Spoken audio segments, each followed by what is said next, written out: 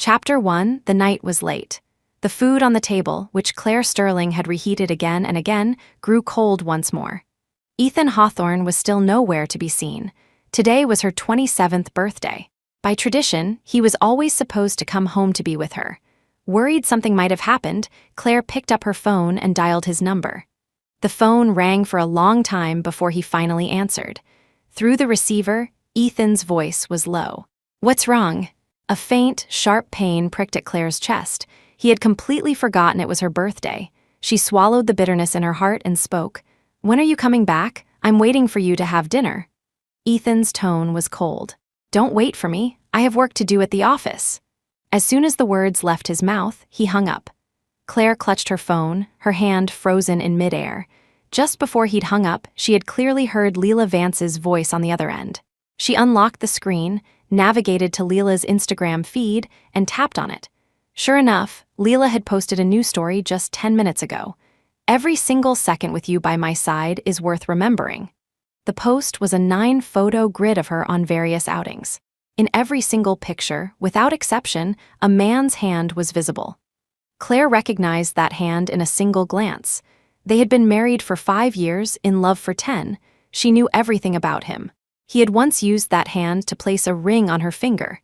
They had once walked hand in hand, exploring every corner of the world. He hadn't held her hand like that in a very long time. When did it start? It was probably when Leela Vance appeared in their lives. Before Leela, they were the model couple of their social circle. They met young, their love story taking them from high school to the altar. Ethan had pursued her relentlessly for years before finally winning her heart. After their marriage, Ethan became famous for doting on his wife. They were inseparable, their love a thing of legend. Then everything changed when Ethan began sponsoring a poor girl named Leela Vance. Out of kindness and sympathy, he paid for her education and living expenses. After Leela's parents passed away following her high school graduation, he took pity on her, letting her stay in their home because she had nowhere else to go. From that day on, Leela became a constant presence in their world. When they went out for dinner, she had to tag along. When they went for a walk, she had to tag along. Even when they went on a date, she had to tag along. It wasn't until she graduated from college and started working at Ethan's company that she finally moved out of their house. Leela bore a slight resemblance to a younger Claire, but their personalities were worlds apart. She was passionate, outgoing, and brimming with a youthful energy, like a blooming lily. As time went on, the way she looked at Ethan began to change. Whenever she saw him, she would blush shyly. Eventually, it evolved into an open, unabashed display of her feelings. Even a stranger could see her intentions toward Ethan. At first, Ethan, like Claire, had seen Leela as a younger sister. When he learned of her feelings, he was shocked. He had tried talking to her, reasoning with her, even sternly rejecting her. He had resisted, repulsed by the idea. But the young girl's affection was a blazing fire, and he eventually found himself retreating in defeat. And somewhere along the line, he seemed to stop resisting. He would abandon a sick Claire to celebrate Leela's graduation. He would blow off a date with Claire to celebrate Leela's birthday. He even started buying 2 of everything when he brought back gifts from his business trips. This time, to be with Leela, he had even forgotten his own wife's birthday. Claire bitterly lit the birthday candles and silently blew them out. Then she took out her antidepressants from a drawer and tipped 2 pills into her palm. A year ago, after noticing Ethan's growing distance, she had been diagnosed with severe depression. She couldn't bring herself to tell him, choosing to suffer in silence, which only made her condition worse. After taking her medication, the phone on the table suddenly buzzed. She tapped the screen. It was a text message from Ethan Hawthorne, but the person sending it was the 18-year-old Ethan Hawthorne. Chapter 2. It had started 3 months ago, when she received a text message from someone claiming to be the 18-year-old Ethan Hawthorne. At first, she thought it was a prank. But after repeated tests, where he recounted every detail of their early romance, she was forced to accept the bizarre truth. The person on the other end really was the 18-year-old Ethan, who had somehow managed to contact her across time through his phone. When he learned she was in his future, 10 years on, he was ecstatic. He asked her again and again if they were still together, if the man he had become still loved her as much as his 18-year-old self did. He was so full of life, with the unique earnestness and energy of youth, as he peppered her with questions about their final outcome. The love of an 18-year-old is sincere and fiery. Claire could never bring herself to tell him about the chasm that had opened between them, so she chose silence. But he kept texting her, telling her about his youthful love. "Claire, it's your birthday today. The 18-year-old me prepared fireworks to light up the whole night sky for you." What did the 28-year-old me prepare? Claire's eyes reddened as she read the words on the screen. Tears fell, one by one, hot and bitter. "Oh, Ethan. The 28-year-old you forgot my birthday because you were with another girl. The 28-year-old you doesn't love me that much anymore." In the end, she chose not to reply. The next morning, Ethan finally came home. He held a beautifully wrapped box, which he casually handed to her. "I'm sorry, Claire. I was too busy at the office yesterday to come back for your birthday." Claire opened the box. Inside was a pair of exquisite, expensive diamond earrings. They glittered under the light, the sparkle so bright it hurt her eyes. It was such a valuable gift, yet to her, it brought less joy than the warm cinnamon roll he had run all over town for in the middle of winter, 10 years ago. As Ethan sat down, his eyes fell on the pill bottle she hadn't yet put away. His gaze hardened slightly. "What's this?" she stiffened, quickly snatching the bottle and stuffing it into her pocket. "My stomach was a little upset yesterday. It's for stomachaches." It was such a clumsy lie, but the man who was usually so concerned about her health didn't press the issue today. They ate breakfast in silence. During the meal, Claire's phone kept vibrating. It was the 18-year-old Ethan messaging her again. "Claire, why aren't you answering me? Claire, you know what? You smiled at another guy today. My heart ached with jealousy. I wanted to hide you away so you'd be all mine. I'm only 18 now. The legal age to marry is 22. I have to wait 4 more years to make you my wife. Please tell me, 10 years from now, you're already my wife, right? The thought of another man stealing you away is driving me crazy." The messages came one after another. Ethan finally couldn't take it anymore and looked up. "Who is it?" Claire paused, her fingers hovering over the screen. Everyone knew he was notoriously possessive, hating it when she had too much contact with other men. He would get jealous if she just exchanged a few extra words with someone else. Just as she was trying to think of an explanation, his phone buzzed. Someone had messaged him. His attention was immediately captivated by the message on his own screen. His dark expression from a moment ago vanished, replaced by a subtle, almost imperceptible smile. He picked up his phone and walked to the side, completely forgetting to ask who Claire had been texting, whether it was a man or a woman. Watching his back, Claire's heart sank to the bottom of her stomach. She had seen the contact name on his phone. Leela. A sharp pain shot through her chest, but she said nothing, silently lowering her head to finish her breakfast. For the next few days, although he stayed at home, his mind was clearly elsewhere. Sometimes she would speak to him, and he would be lost in thought for a long time before responding. Other times, he would stand alone by the window, staring blankly at a message from Leela. It wasn't until the weekend, when they attended an auction together, that they finally had some time alone. But to Claire's shock, when she arrived, she found that Leela was there too. Chapter 3, at Leela's current position, she wouldn't have been invited to a business auction of this caliber. So when Claire saw her, a chill ran down her spine. Ethan, however, didn't seem to notice the change in her mood. He simply explained, "Leela is growing up. It's time she saw a bit of the world." Leela, for her part, greeted her with effusive warmth. Claire, long time no see, just as Claire was about to respond, her eyes fell on the unique necklace around Leela's neck. A tremor went through her. The necklace looked like it was part of a set with the one Ethan had given her. It was at least 80% similar. Leela looked down and touched her necklace, smiling softly. "You think it's beautiful too, don't you, Claire? It's a gift from Ethan for my promotion." Claire's mind was in turmoil. Halfway through the auction, she excused herself, saying she felt unwell, and went to the balcony for some fresh air. She was alone on the balcony, and for a rare moment, she felt a sense of peace. Just as she was about to head back inside, she heard voices nearby. "What do you think Mr. Hawthorne is playing at? Giving his wife the freebie and his little assistant the real deal. Who knows what their relationship is? I heard that little assistant has a special status at Hawthorne Industries." "Special? It's the talk of the town. They say Mr. Hawthorne spoils her rotten. He's always bending the rules for her and can't even bear to scold her when she messes up. I heard she once left a zero off a number, costing the company $5 million, and he didn't even pursue it. Ethan had given Leela the authentic piece, and her, the complimentary gift that came with it. Claire didn't know what to feel. It was as if someone had carved a gaping hole in her heart and a cold wind was howling through it. Just then, a commotion erupted outside the doors. Vaguely, she heard someone shouting Ethan's name. She hurried back into the main hall. In the chaos, she saw Ethan, his face contorted with fury, viciously kicking a man in a suit to the ground. From the murmurs of the people around her, Claire pieced together what had happened. Apparently, while Ethan was away, a man had approached Leela, trying to get her number. Leela had refused, but the man had persisted, his words and actions becoming increasingly lewd.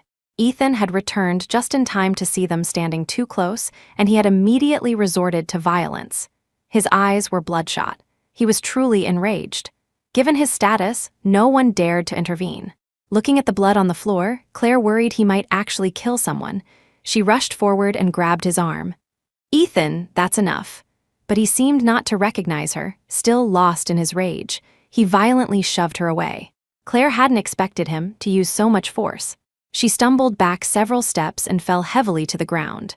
Her head hit the floor, and blood immediately started to trickle out. The next second, Leela, who had been crying in the crowd, rushed forward and gripped his hand tightly. "Ethan, darling, stop it. I'm scared. Please stop." Hearing her voice, Ethan finally seemed to snap out of it. He glared coldly at the man on the floor, the fury in his eyes like 1,000 daggers piercing the man before him. "If I ever see you harass her again, you won't leave Sutton City alive." With that, he ignored the shocked expressions of the onlookers and pulled Leela away, striding quickly out of the room. From beginning to end, he never once glanced at Claire, who was still on the floor. Chapter 4, the crowd dispersed, leaving a wounded Claire staring blankly at the two departing figures. She froze for a moment before scrambling to her feet, trying to ignore the pain as she ran after them. Outside, a heavy rain was falling. Ethan and Leela stood in the downpour like a pair of tragic lovers. She wrapped her arms around his waist from behind, crying as she questioned him. "Ethan, darling, didn't you say you don't like me? Then why did you stand up for me? You were jealous when he asked for my number, weren't you? You've had feelings for me for a while now, haven't you?" Ethan pushed her hands away, his own fists clenched tight, as if he were fighting to control something. "Don't be ridiculous." He pushed her away and started walking. Leela, crying, chased after him, but she slipped and fell. Ethan's expression changed. He immediately turned back and scooped her, sobbing in pain, into his arms. He let out a low sigh, a mix of helplessness and surrender. "What am I going to do with you?" Boom, a clap of thunder echoed in her ears. Watching the scene unfold, Claire felt as if she had been struck by lightning. She stared numbly as he carried Leela away, not even having the courage to go up and confront him. Sharp, stabbing pains shot through her chest, making it hard to breathe. Suddenly, her phone vibrated. It was another message from the 18-year-old Ethan. "Claire, I confessed my love to you under the sycamore tree today, and you said yes. I'm so happy. I've never been this happy in my entire life. I'll remember this day forever. What are you doing 10 years from now? Are you enjoying the surprise I prepared for you?" Reading that short message, she felt her breath catch in her throat. She fumbled in her bag for the pill bottle and dry swallowed 2 pills, but the suffocating feeling in her heart kept coming in waves. It had been a whole year. She still refused to accept the way Ethan treated Leela. Everyone knew how much Ethan used to love her. He had promised her a lifetime. How could it have changed? How could he have changed? She was like a patient deceiving herself, drowning in a deep sea, clinging to memories of the past, refusing to wake up. On the way back, her mind was a complete blank. As she crossed the street, she didn't look. By the time she looked up, a speeding car was accelerating toward her. Bang, it was too late to dodge. She was thrown to the ground with a deafening crash. Her vision turned red, and the world seemed to lose all its color. She felt trapped in a world of darkness. When she regained some consciousness, she blearily opened her eyes to find herself in an ambulance. The air was filled with noise. Nurses and doctors surrounded her, their faces etched with anxiety. "Miss Sterling, you're finally awake. You're pregnant, but you're hemorrhaging badly from the car accident. Your condition is critical. We need your next of kin to sign the consent for surgery. "We can't reach anyone. You need to contact someone now, she was pregnant." Her ears rang, a deafening buzz filling her head. Before she could even process the news, a nurse pressed her blood-stained phone into her hand. Fighting through the pain, she found Ethan's number and dialed. The phone rang and rang, but no one answered. Claire's mind went blank. Her hand trembling, she mechanically redialed, acting on pure memory. Waves of pain shot through her abdomen. A sudden panic, a fear of losing everything, washed over her. Tears streamed down her face. "Answer the phone. Please, Ethan, answer the phone." But all she heard was the busy signal, over and over, until finally the line went dead. He had turned his phone off. She had no strength left. The phone fell from her hand, and she lost consciousness completely. She didn't know how long she was out. When she woke up, it was the next morning. The doctor told her that her condition last night had been too critical. Since they couldn't contact her family, they had to perform the surgery to save her life. Her life was saved, but the baby was gone. Claire's hand instinctively moved to her stomach. There had once been a small life here, but she had never gotten to see him, never had the chance to tell his father. It was all over. The physical pain was nothing compared to the agony in her heart. She didn't know what she had done to deserve such a punishment. Tears fell uncontrollably. She closed her eyes and an image from the past appeared, the two of them planning their future.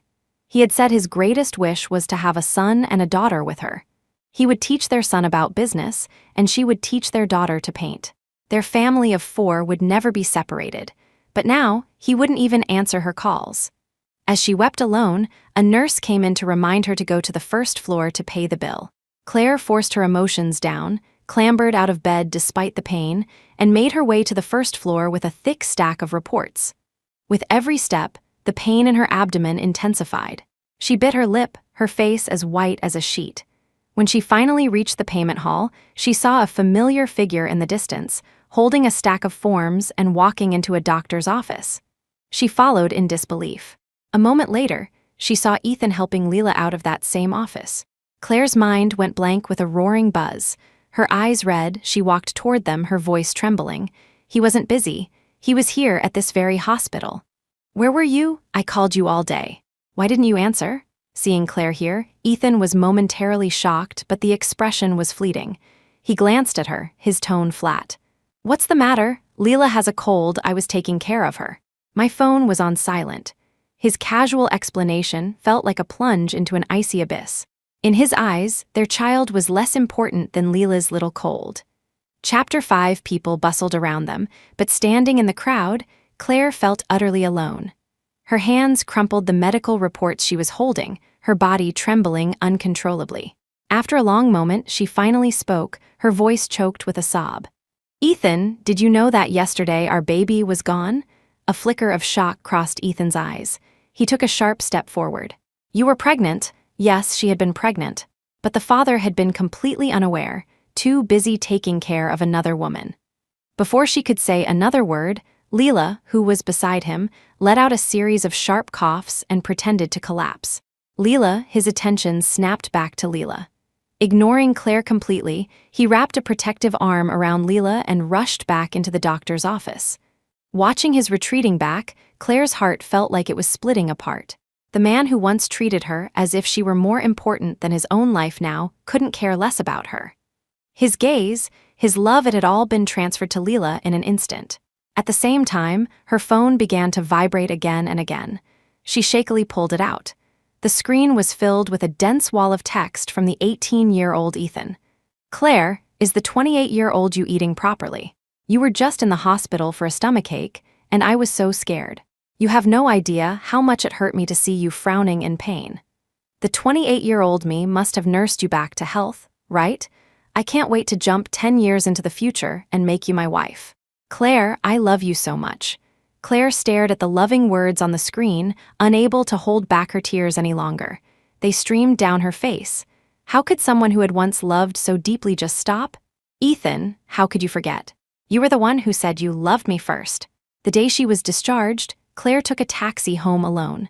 The apartment was silent. The daffodils on the windowsill had withered and died from lack of water. They had gotten those daffodils 5 years ago, right after they were married. Claire loved daffodils, so Ethan had specially bought a long-blooming variety for them to care for together. All these years, he had never forgotten to water them before leaving the house. But now they were completely forgotten in a corner, left to die. And what about her? How much longer until she, too, was completely forgot? They never spoke of the lost baby again. It was an unspoken, mutual agreement.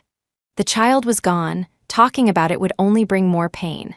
But somehow, the news reached Ethan's mother. She called, demanding they come to the family estate for dinner that evening.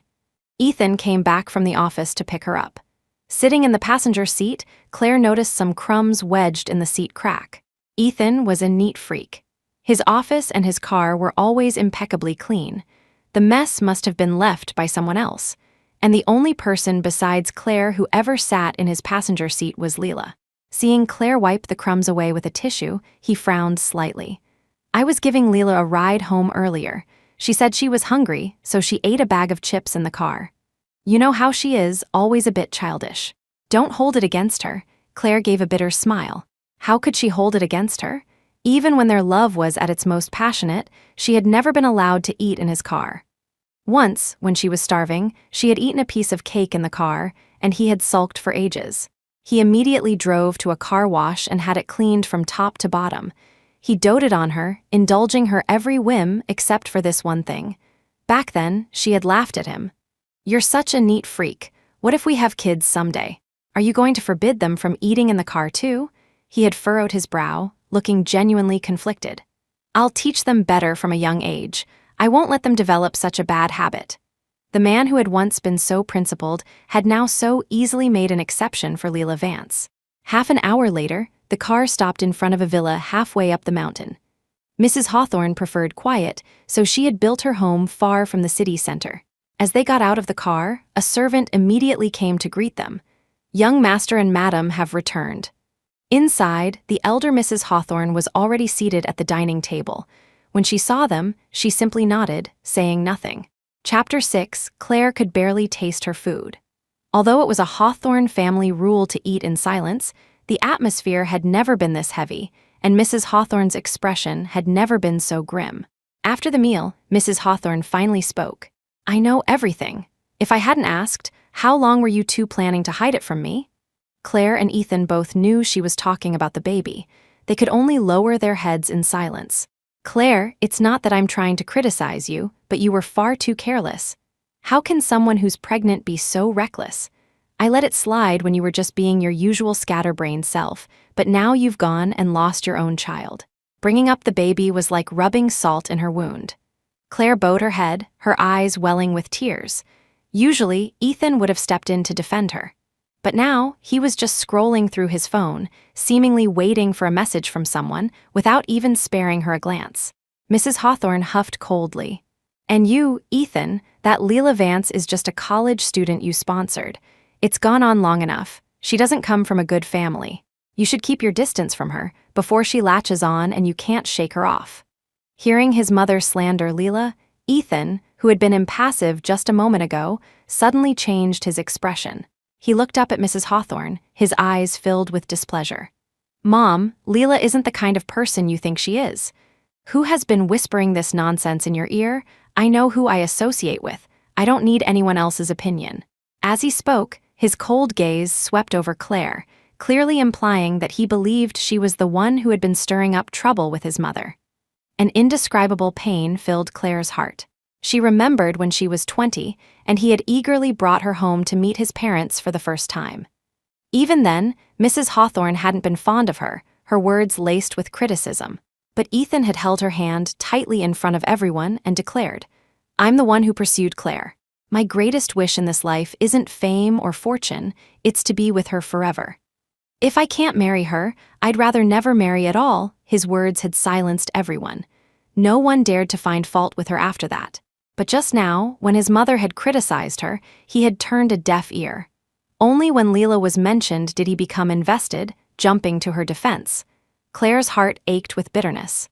She forced a smile that was uglier than a grimace, and said nothing. On the way back, they were silent, the easy camaraderie of their past completely gone. As the car reached the foot of the mountain, Ethan's phone rang. He glanced at the screen but didn't answer.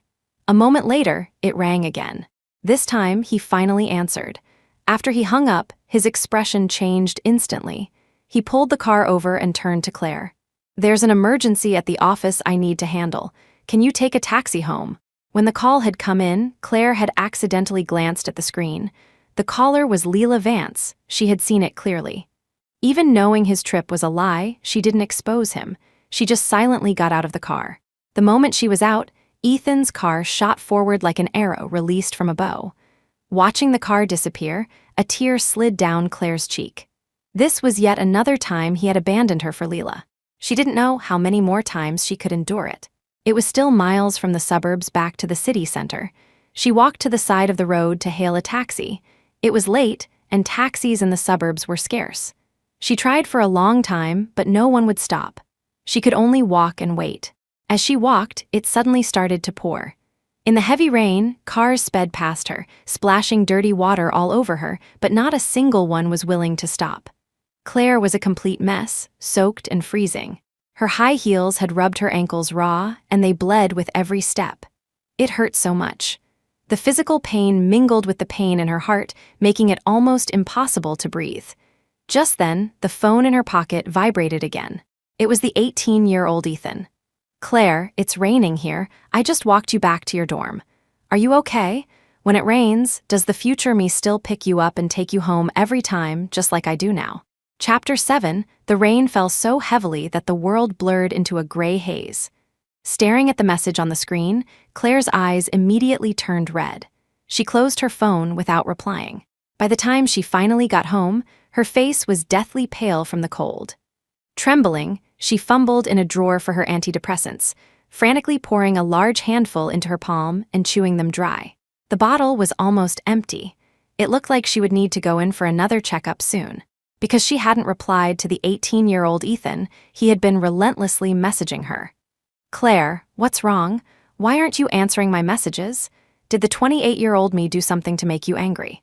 If he did, you can hit me, you can yell at me, just please don't ignore me, and please don't leave me." Claire pressed the power button, turning the phone off with a weak, bitter smile. The one who wanted to leave was never her. It was a sleepless night.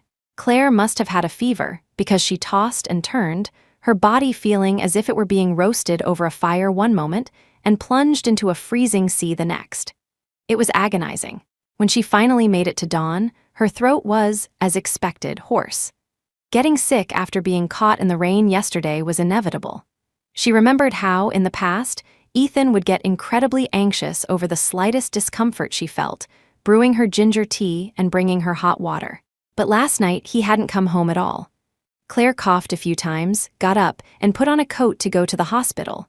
When she arrived, her primary physician, Dr. Chennings, looked at her medical records with a grim expression. "Miss Sterling, why are you going through your medication so quickly? If your condition worsens, you must come see a doctor. You can't just rely on the pills, or it will only get more severe." She managed a hollow laugh. "It's my fault. I've become too dependent on them. I'll be more careful in the future." Dr. Chennings' brow furrowed deeply. "Depression isn't something you can just brush off with a simple, 'I'll be careful.' Your condition is very serious now. Where is your family? Your husband? They need to know the truth about your illness and be by your side to support you. Do you have any idea how dangerous your situation is right now?" The smile froze on Claire's face. She knew her own body better than anyone. Of course she knew how serious it was. Lately, her insomnia had been getting worse. She would often lie awake for nights on end, just waiting for the sun to rise. The next day, she would be listless, her heart racing, her head aching. She felt like the entire world was a bleak, gray landscape, and she could no longer find any reason to live. She desperately wanted to tell Ethan, but every time she tried, something else would interrupt. At first, it was because he was too busy, and she didn't want to burden him with her problems. But later, he found someone else to care about, someone more important, and whether she told him or not no longer mattered. Claire picked up her prescription and left the hospital. She stood on an overpass, watching the people coming and going from the hospital entrance below. The bridge was so high. If she jumped from here, there would be nothing left of her, would there? For some reason, she felt a recurring, terrifying impulse to jump. The thought scared her, and she quickly turned and walked away. Suddenly, she had an overwhelming urge to see Ethan, to tell him everything. That she wasn't okay. That she had severe depression. That she wanted him to be with her, and for Leela Vance to disappear from their lives forever. Claire hailed a cab and went to the Hawthorne Industries building. It had been a long time since she had come to pick him up from work. Standing downstairs, she felt a sense of disorientation. She didn't know how long she waited, but she finally saw Ethan striding towards her, his long legs eating up the pavement. Just as she was about to step forward to meet him, a familiar figure appeared from behind, running and throwing herself into his arms. "Ethan, darling, wait for me." A violent tremor ran through Claire. She felt as if she had been plunged into an icy abyss. Chapter 8, Their Gazes Met. Leela, seeing Claire standing before her, showed no sign of retreat. She smirked, tightening her grip on Ethan's waist as if to declare her ownership. In that moment, Claire felt herself completely fall apart. Ethan was silent for a moment, then finally pushed Leela's hands away. He turned to her. "Stop it, go home first." This time, however, Leela wasn't her usual obedient self. She looked at him stubbornly. "No. Ethan, darling, you have to choose between me and Claire today. She's already seen us. It's time to make a decision. I don't want to wait anymore." Claire felt a glacial coldness spread through her, her blood turning to ice. A love that had begun in their youth had now devolved into him having to choose between two women. She looked at Ethan, and images of the past flashed before her eyes all the times he had chosen her, without hesitation. But this time, she didn't have the courage to believe he would choose her. Before he could make a decision, she crumbled, turning to leave first. Ethan was momentarily stunned, then immediately pushed Leela away and ran after her. Claire behind him, Leela screamed through her tears. "Ethan Hawthorne, you'll regret this. You'll definitely regret this." Ethan's steps faltered, but he didn't turn back. On the way home, Ethan didn't say a word to her. It was as if he was angry at her for showing up and forcing him into such a difficult choice. Even though he had seemingly chosen her, Claire knew that in his heart, Leela had already taken over. That night, a splitting headache plagued Claire. As she got up to take her medication, she heard the study door open. It sounded like Ethan was about to leave. On impulse, she opened her bedroom door and stood in the hallway, watching him grab his coat and hurry downstairs. In a rare moment of pleading, Claire spoke. "Ethan, can you stay home with me tonight?" Ethan's face was pale. The man who was usually so calm and composed, who never let his emotions show, now had bloodshot eyes. He anxiously tried to push past her. She held onto his hand, refusing to let go, but he ruthlessly pushed her away. "Claire, I'm sorry." Claire felt as if she had been plunged into an ice cave. Years ago, they had made a pact. No matter what happened, they would never apologize to each other, unless one of them had already decided to end the relationship. She stared at Ethan in disbelief, watching his thin lips part as he uttered the cruelest words she had ever heard. Leela slit her wrists. "She's in the emergency room. I have to go to the hospital right now." It wasn't until the doctor called today that I realized how important Leela is to me, how much I can't live without her. He paused, then finally managed to say, "I'm sorry. We both have to be honest with our hearts. You can't force feelings. Let's get a divorce." Claire listened numbly as he finished, the blood in her veins feeling as if it had frozen solid. She didn't even know what to say. Seeing her silence, Ethan continued, "I know we signed a prenup. If I initiate the divorce, I have to leave with nothing. But if it means I can be with Leela, I'm willing to accept any price." His desire for a divorce was so strong that he was willing to give up his company and his fortune just to be with Leela Vance. Claire stood there, feeling as if she were in a barren wasteland, a cold wind threatening to shatter her completely. She didn't know how long it was before she finally snapped back to reality, but Ethan couldn't wait for her to collect herself. He turned to leave. Just as he was about to walk out the door, Claire's trembling voice came from behind him. "Ethan Hawthorne, do you remember what you said to me when you proposed? I chose the wrong person. If I could do it all over again, I would never have said yes to you." Ethan paused for a fraction of a second, then walked out without looking back. Chapter 9, The house was quiet again. There would be many more quiet days like this in the future. Without Ethan, her life was a desolate ruin, empty and silent. She went back to her room and curled up on the floor. Everything around her felt like an invisible wall closing in, suffocating her. She pulled out the pills from the drawer, spilling them all over the floor. She clutched her chest, tears streaming down her face. She felt like she was trapped in an abyss, struggling but unable to escape. She had taken 3 times her normal dose, but the pain was still just as sharp. "Someone save me. I think I'm about to die." Claire didn't know how she survived until the next day. When she woke up, the only message on her phone was a text from Ethan, reminding her to bring her documents to City Hall to finalize the divorce. He had been the one to rush her into marriage, and now he was the one rushing her into divorce. How ridiculous. A 5-year marriage, a 10-year love affair, all ending with a single piece of paper. To win her over, Ethan had once written her 999 love letters, personally folded 1,000 paper cranes for her, and brought her breakfast every day, rain or shine. Just because she liked an expensive doll, he had worked a part-time job under the blazing sun for a whole day just to buy it for her. The beginning of their love had been so momentous and difficult, yet its end was so simple and rushed. Under the mechanical processing of a clerk, their 5-year marriage finally came to an end. As she walked out of City Hall, Claire suddenly stopped at the entrance, unable to move. Ethan drove past her. Seeing her pale, dazed expression, he couldn't help but stop in front of her. "Where are you going? I can give you a ride." Before Claire could answer, a call came through from Leela. Ethan answered the phone, his eyes crinkling with a smile. "You little glutton, what else do you want to eat? I'll buy it all and bring it back. Just wait for me, dear." After hanging up, he looked at Claire again, but she just looked at him and gently shook her head. "No, thank you. I'll get a taxi. You should go back and be with her." This time, Ethan didn't refuse. He nodded slightly, stepped on the gas, and drove away. Claire's heart felt empty again. That intense pain washed over her, but this time she didn't reach for her pills. She looked back at the registry office behind her and numbly turned around, heading up the stairs. From the rooftop, she could see far into the distance. She walked step by step toward the edge of the roof, as if it would help her see more clearly. The phone in her pocket suddenly vibrated. The 18-year-old Ethan was messaging her again. "Claire, please tell me, 10 years from now, are we together or not? So many guys like you. They're always hanging around you, writing you love letters. I'm so scared you'll fall for someone else. Claire, I like you so much, I love you. I want you to be a part of every moment of my life from now on. I want you to be the first person I see when I wake up. I want to see every corner of the world with you. I can't wait to start that life with you. Please just tell me, how old are we when we get married?" Claire looked at the passionate and sincere confession on the screen, her eyes welling up with tears once more. She took out her phone and, for the first and last time, replied, "At 28. You'll get married at 28, but not to me. It'll be to another girl young, beautiful, and full of life.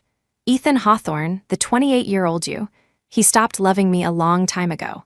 After she sent the message, a reply came back almost instantly. "Impossible, Claire. What are you talking about? What is going on, Claire? Explain yourself. How could I not love you? You're the love of my life. I would never fall for another girl." Claire smiled bitterly, then turned off the screen and threw the phone into the air. It arced through the sky like a shooting star and vanished. If a person jumped from here, would they disappear just as completely? Claire didn't think any further.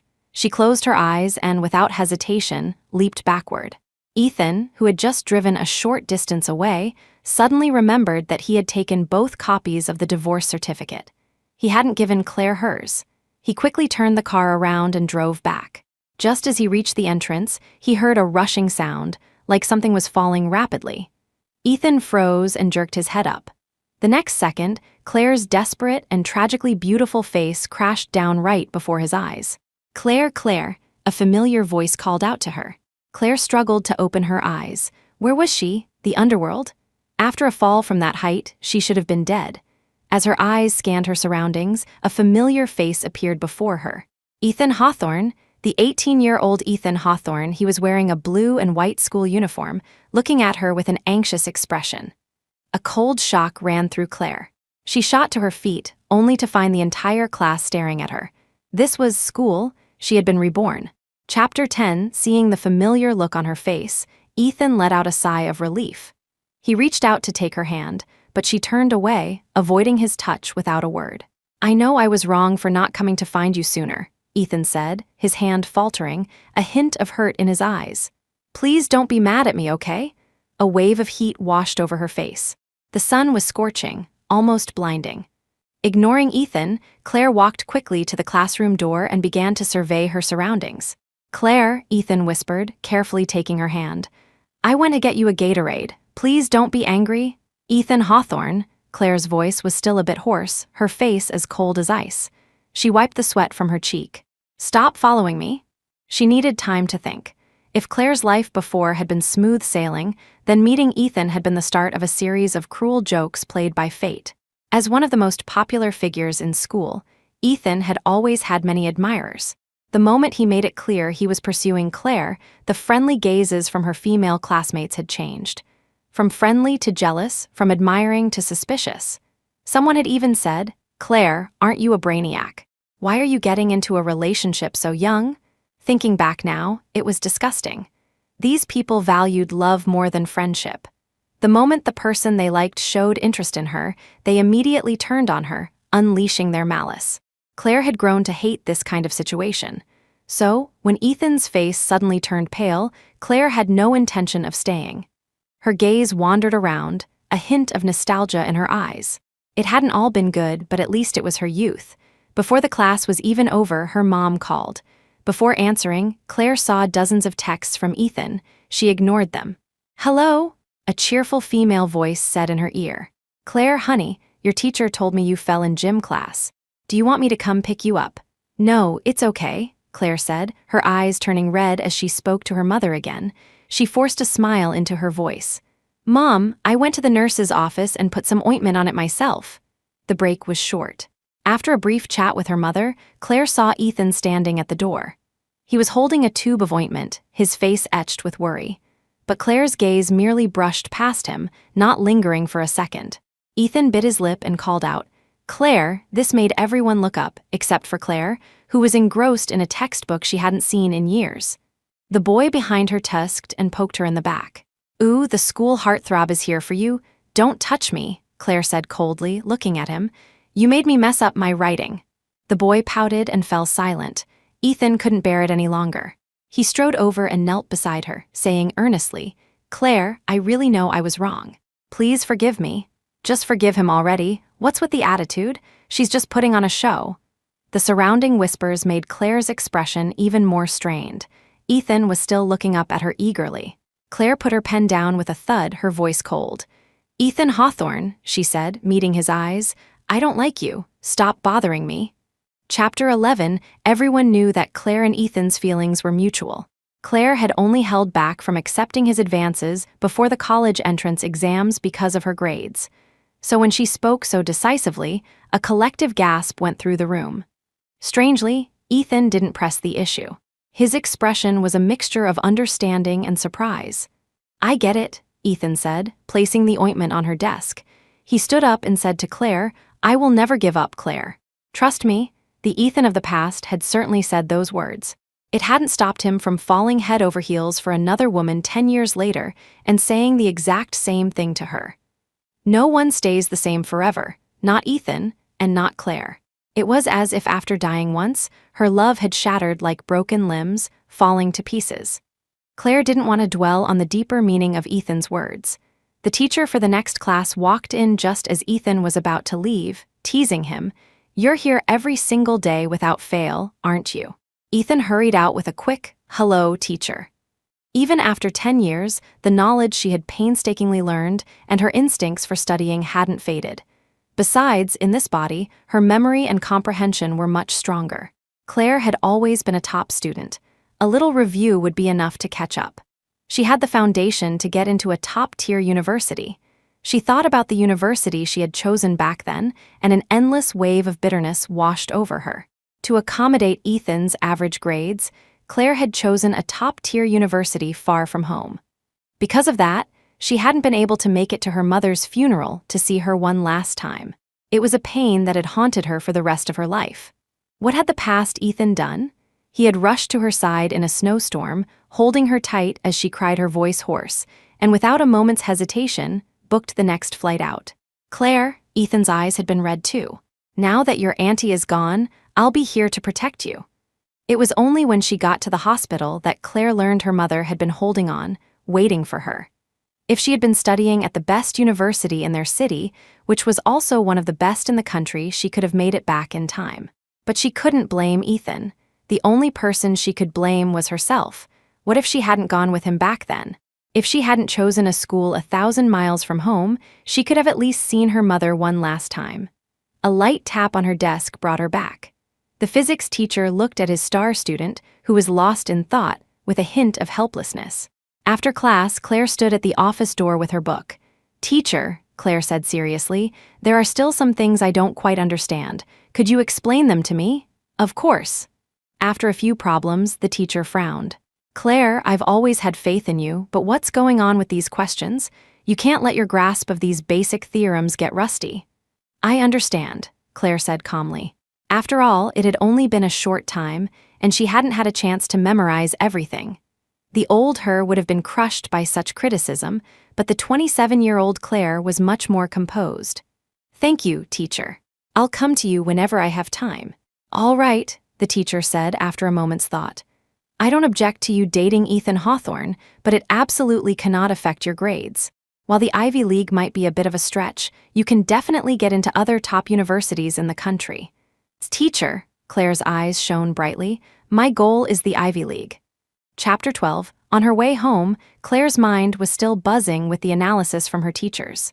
The moment her physics teacher learned of her lofty goal, he couldn't sit still and had pulled in all the other subject teachers who were free, as well as her homeroom teacher. She now knew her weaknesses. The current Claire had the self-control of a 27-year-old. With a bit of grit, she could overcome them. When she pushed open the door to her home, she saw an unexpected person. Ethan was sitting on her sofa, looking over at her nervously. Claire ignored him. Perhaps the Ethan of this time was completely innocent, but Claire knew that sooner or later, they would go their separate ways. She turned and went into the kitchen, silently wrapping her arms around her mother, who was busy cooking. She rested her cheek against her mother's back and closed her eyes. "Oh my," her mother, Patricia, said with a start, then laughed. "Why is my Claire being so affectionate today? Did you see Ethan? How come I didn't hear you two talking?" "Mom," Claire murmured, "I missed you so much." "You were only at school for a day. I saw you off this morning," Patricia chided. All right, it's hot. Go sit in the living room and chat with Ethan. He's been waiting for you for a while." When she turned around, Claire saw Ethan standing at the kitchen doorway, looking like he wanted to say something. Her expression remained neutral as she walked past him and sat on the sofa. The late-night snack was a simple, light stir-fry. By the time Patricia brought the food to the table, Claire hadn't said a single word to Ethan. She was engrossed in her textbook, reviewing the theorems she had missed during the day. She only put the book away when her mother came over. "Ethan, eat up," Patricia said, sensing the awkward atmosphere between them. She tried to smooth things over. "What's wrong, Claire? Are you two having a disagreement?" "Auntie Pat," Ethan said, holding his bowl, looking dejected. "I did something wrong." "Oh, you kids. Claire is great in every way, but she can hold a grudge," Patricia said with a smile. "She'll be fine by tomorrow." Claire offered no comment. For some reason, she found Ethan's attitude strange. If this were the Ethan from 10 years ago, he would have been pestering her relentlessly, sticking to her until she paid attention to him. But this time, he only ate a little before bowing and saying he had to leave. His politeness was almost suspicious. "Claire," Patricia said, eating a little herself, as if talking casually, "what's wrong? You saw how upset Ethan was. Is your leg any better?" "It's nothing," Claire said after finishing the last bite of her food. She looked at her mother seriously. "Mom, I just suddenly decided I want to get into the Ivy League." Patricia nearly choked, turning to her in shock. "The Ivy League? Since when did you have such grand ambitions?" "There's still almost a year left," Claire said, putting down her chopsticks. "So from now on, I need to spend less time with Ethan. We can talk about other things after the college entrance exams." Now Patricia had to be supportive. Her daughter's ambition was a wonderful thing. She sighed, "Well, you also need to balance work and rest. Don't tire yourself out, you hear?" "I know. Speaking of which, I remember Ethan's grades are just okay, right? You two probably won't end up at the same university." "That's his business," Claire said flatly. "Mom, we should just focus on our own paths." Chapter 13, Claire knew her words had shocked her mother. Patricia had never opposed their relationship because Claire had always been a sensible child. So why the sudden coldness? Patricia wanted to ask more, but Claire leaned in and kissed her on the cheek. As a nearly adult, Claire rarely showed such affection, which stopped Patricia from saying anything more. "By the way, Mom," Claire said after a moment's hesitation, "from now on, I'll just eat at school for lunch. It'll save travel time, and you won't have to rush between your office and the school." "All right, I'll give you a bigger allowance then." Claire didn't know the cause of her mother's illness, but it was always better for her to rest more. She decided that besides studying, she would also pay more attention to her mother's daily habits to help her stay healthy. Just as she got into bed, her phone buzzed with a message. Without even thinking, Claire knew who it was. She closed her eyes and switched her phone to silent. She slept very well that night. Since her illness began, Claire had rarely slept so soundly. Depression had kept her awake at night, and when she did sleep, it was filled with chaotic dreams and cold sweats. Waking up, she would feel a sense of hopelessness, with no desire to live. It was as if her soul had been pulled from her body, looking down on herself from above, absurd and empty. But now, everything was different. The moment she opened her eyes, the sunlight streaming into the room, the gentle alarm, the sound of her mother in the kitchen, all of it made Claire feel as if she had been given a new life. It was as if, from that moment on, she truly realized that she had been reborn. "Good morning, Mom," Claire said, gargling with mouthwash before taking the sandwich her mother had made. "Remember, I'm not coming home for lunch today. You can eat at the office cafeteria." I know, Patricia laughed. "Don't skimp on food, okay? I sent you your allowance." "Got it." Claire's good mood only lasted until she got downstairs. Her house and Ethan's were only 2 buildings apart. She should have known he would be waiting for her after she didn't reply to his messages last night. She stopped in her tracks. Ethan walked over slowly, his eyes filled with a complex mix of emotions. "Claire," he said in a low voice, "you haven't spoken to me in 2 days." "Haven't I?" Claire retorted. "Don't we see each other every day? Ethan Hawthorne, we're just regular classmates. Isn't that enough?" Ethan's eyes filled with hurt. His voice was hoarse as he said awkwardly, "Why did you suddenly?" He stopped mid-sentence. Claire didn't know what he was up to. She studied him for a moment, noticing his crumpled clothes and tired face. She refrained from saying anything hurtful and turned to leave. Sure enough, on the bus, she opened her phone and saw the message Ethan had sent last night. "Claire, I will always wait for you." Had he been standing downstairs all night? For a moment, Claire felt a pang of unease. Perhaps the future Ethan was at fault, but the person in front of her was just an 18-year-old boy. But she didn't have the courage to get entangled again. Besides, the messages Ethan sent were strange, filled with confessions that left Claire puzzled. "Please believe me, Claire, I will always love you." Chapter 14. Looking back now, such a sentence was almost laughable. If Claire hadn't personally witnessed how time had ground their love into dust, she might have been quite moved. Pushing the chaotic thoughts from her mind, Claire threw herself into her studies. Thankfully, she hadn't been reborn on the eve of the college entrance exams, or not even a miracle could have saved her. The moment the bell rang and the teacher left the classroom, she picked up her book and headed for the office. "Is Ethan Hawthorne not here today?" He didn't call in sick either. That kid, his parents aren't answering their phones. Ethan's parents traveled the world for work, so it was common for them to be unreachable. Claire's eyelashes fluttered, but she didn't say anything. The physics teacher, however, turned to her and said, "Claire, don't you live near Ethan? Do you know what's going on?" "Teacher, I don't know." Since she had been called on, Claire answered honestly. "Sigh," the teacher sighed. "I just hope nothing has happened." What could happen to a grown boy? But when Claire remembered his slightly flushed face that morning, her heart tightened. She sighed. "Teacher, I'll go look for him at his home," she said, biting her lip. "I'll take a taxi and be back as soon as I can."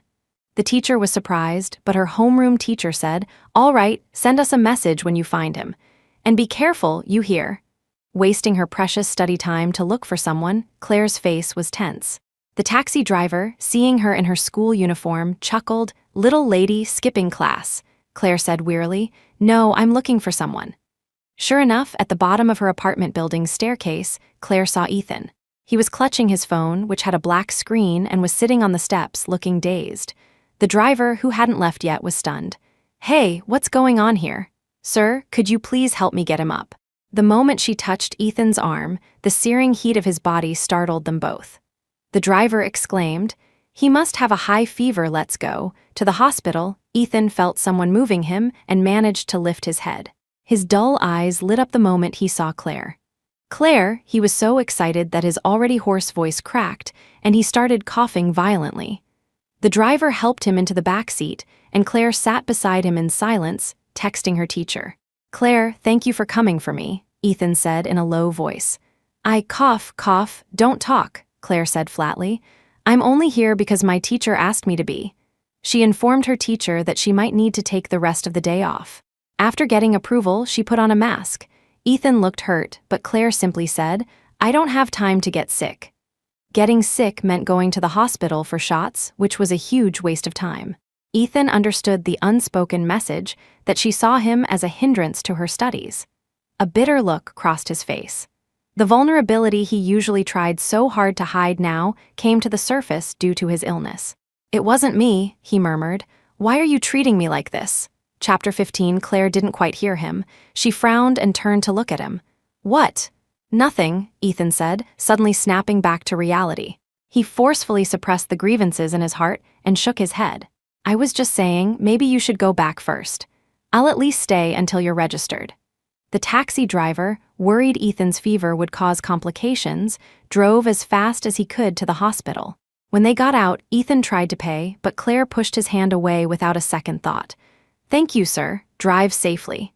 She was friendly to everyone else, but with Ethan, she was all business.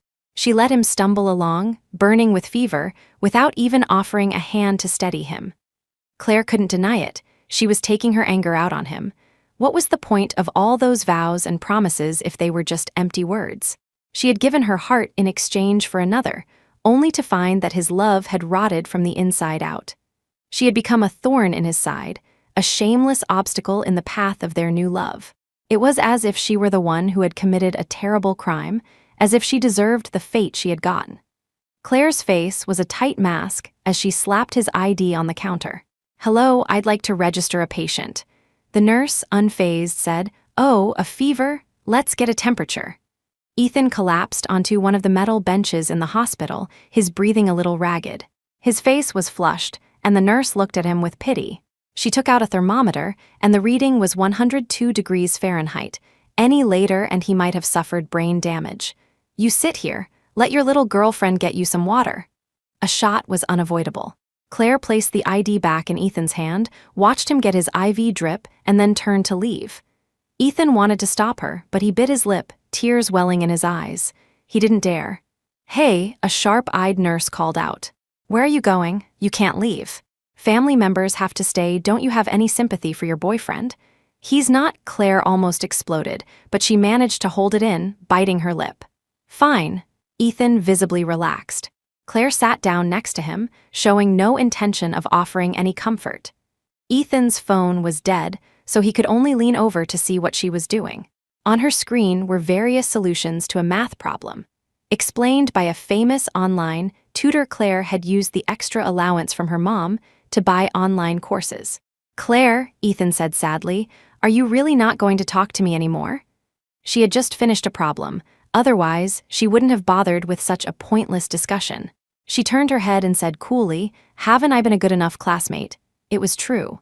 She had brought him to the hospital, helped him register, and was now watching his IV drip. By all accounts, she was a great classmate, but that wasn't what Ethan wanted. He knew why, though, so he felt guilty and couldn't say a word. The phone Ethan was clutching still had many unread messages, all from another person named Ethan Hawthorne. He sighed, his brow furrowed with a deep anxiety. The grief and confusion were driving him mad. "Claire," he finally managed to say after a long pause, "I will treat you well." Claire glanced at him, her expression unreadable. She didn't seem to care. She had heard those words too many times to be moved by them anymore. People don't rot in an instant. In the first few years after they got together and married, they were inseparable, their love and marriage like a sealed honey jar. Claire hated him, but at the same time, she didn't. She couldn't say that Ethan had never loved her, but she also couldn't say that he had kept his promises. She didn't want to watch that process of decay again, starting with the cold side of the bed, the uneaten dinners, the lonely, dry nights of waiting. The person beside her was no longer the person she had loved, but a beast in her lover's skin, craving fresh blood. Chapter 16. In the end, Claire returned to school. Ethan's illness wouldn't clear up in a day or two, and she had to study. She couldn't afford to waste any more time. At least she made it back for the evening study session. She sighed, sat back down at her desk, and buried her head in the problems she hadn't understood earlier, naturally ignoring the stares from those around her. But inevitably, whispers reached her ears. "Putting on a show," the girl in the back row snorted. "When he gets sick, she still comes running, doesn't she? Even brainiacs aren't immune to a handsome face. She looks so innocent, but I wonder how far she's gone with Ethan Hawthorne." "Heh heh," a boy said with a sly look. "She's definitely given it up to him." A loud smack echoed through the classroom. Everyone, whether they had been studying or not, looked up in shock at Claire, who had rolled up a book and turned to face them. The boy she had just slapped with the book was even more stunned, too shocked to even be angry. "Have you said enough?" Claire's voice was still soft and calm, betraying no sign of the fact that she had just hit someone. "Have you given it up to Ethan Hawthorne? Why else would you assume everyone else has?" She had just thrown his own words back at him, but the boy in front of her looked as if he had been deeply insulted. He shot to his feet, furious. "You bitch, you smack." Another slap, one that didn't require her to dirty her hands. The book didn't hurt much, but it was incredibly humiliating. Claire said softly, "I thought this was a school, not some underground den for thugs. Why is someone spewing such filth? Say another dirty word, and I'll slap you again." The boy was usually fearless, but now he was intimidated by her calm expression. He huffed and puffed with rage, his eyes bloodshot, but he didn't make another move. The class president had wisely gone to get the homeroom teacher. The teacher was startled, expecting to find the delicate Claire at a disadvantage. But when he arrived, he saw that the one with 2 large red marks on his face was the boy who had been running his mouth. He frowned and demanded, "What is going on here?" "Teacher," one of the girls who had been talking earlier immediately tattled. Claire hit Vince Miller first. Everyone knew Vince had started it with his foul mouth, but no one said a word. Claire looked around, a cold smile on her lips. She looked at the homeroom teacher calmly. "Yes, I was the one who, teacher," her deskmate, Hannah Shaw, suddenly stood up. Her bangs covered her eyes and her voice was quiet. "It was Vince. He insulted Claire first. His words were too awful, so Claire got angry." Claire was taken aback, looking at her in surprise. If she remembered correctly, her deskmate was also one of the girls who liked Ethan. They used to be on good terms, but after Ethan publicly announced he was pursuing Claire, they had drifted apart. Claire never expected her to stand up for her. "You!" The homeroom teacher's face was grim. He pointed at Hannah, then at the others. "Claire, Vince, Susie Hughes, all of you come to my office." Chapter 17. Their school had security cameras, but no audio. The homeroom teacher watched the footage for a moment, then frowned and said to Hannah, "Tell me, what did Vince say?" Hannah hadn't expected things to escalate this far. Vince's venomous glare was practically boring a hole through her. She was trembling with fear, her lips pale. "Teacher," Claire said flatly, "Vince is staring at her. It looks like she told the truth and is going to be retaliated against. I'll tell you." Vince's bravado immediately deflated. The homeroom teacher's expression was stern. This wasn't compulsory education. His parents had paid a lot of money to get him into this class. If he was actually expelled, he would surely face a beating at home. "During the first period of evening study, I was doing my homework," Claire said, stating the facts. "Susie Hughes told my deskmate that Ethan and I were together and asked if we had slept together. Vince said we definitely had, as if he had seen it with his own eyes." She lifted her dark eyes to look at Vince. "Did you see it? Where's the proof? A photo, a video, or a hotel record of me and Ethan?" Vince was speechless, his face turning a dark shade of red. He sputtered, "I was just joking. No one jokes like that," the homeroom teacher said coldly. "So you admit it, don't you? Vince and Susie, call your parents. And if I see anything happen to Hannah Shaw, the 2 of you can forget about school. Just get out." Hannah Shaw was Claire's deskmate. She and Claire were allowed to leave, while the other 2 were left in the office to be reprimanded. "Thank you," Claire said quietly. "If it weren't for you, the homeroom teacher wouldn't have believed me." No, he would have, Hannah said, mustering her courage. You have such good grades, they would have believed you. Claire didn't comment, just smiled as if nothing had happened. In truth, she could see that the homeroom teacher was just using this incident as an excuse to get rid of Vince. After all, the money from Vince's enrollment hadn't gone into his pocket, but Vince was definitely dragging down the class average. So, it was a given that Vince would be expelled. Sure enough, Vince was gone from the classroom the next day. Susie's grades were decent, but she was a gossip. After this incident, she probably wouldn't dare to say anything more about Claire. But strangely, some people started approaching Claire because of this. You were so cool yesterday. The girl in front of her turned around and whispered. I actually wanted to be a witness for you two, but I was afraid Vince would retaliate. I'm sorry. Self-preservation was normal. Claire had been a little disappointed at the time, but she had no right to demand help from others, so she just nodded lightly. You don't know this problem? The girl said enthusiastically. I just asked the teacher. Let me teach you. Okay. In her previous life, after getting together with Ethan, Claire had slowly lost all her friends.